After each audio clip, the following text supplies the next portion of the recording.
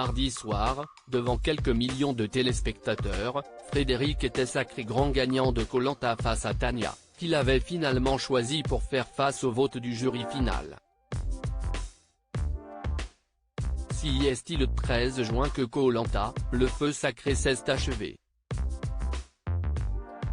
Un peu avant minuit, les aficionados de l'émission de TF1 ont pu découvrir le grand gagnant de cette nouvelle édition. Et au terme d'un duel et sans vraie surprise, c'est Frédéric qui a remporté les 100 000 € mis en jeu.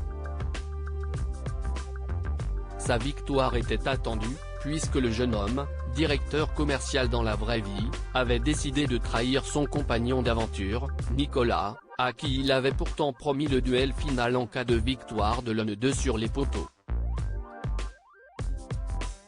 Un choix qui s'est finalement porté sur Tania, lui assurant de fait de remporter cette nouvelle édition, et qui a fait pleuvoir un torrent de critiques à son encontre sur les réseaux sociaux, poussant le candidat à réagir. Cette haine en ligne est triste et dommage. Ce qui fait vivre Koh-Lanta, ce sont justement ses stratégies et ses retournements de situation.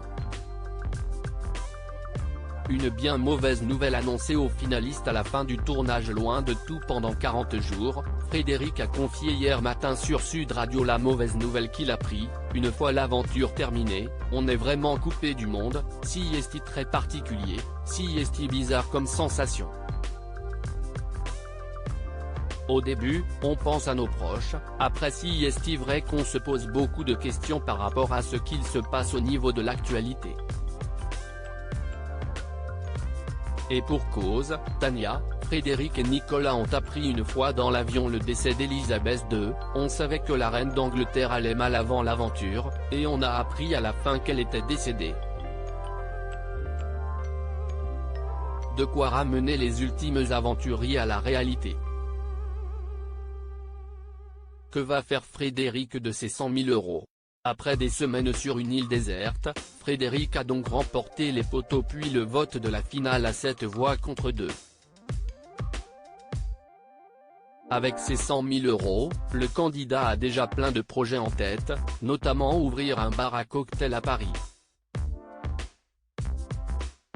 Il compte également se marier avec sa compagne, Marine, le 1er juillet prochain. Une partie de la somme viendra donc financer cet heureux événement.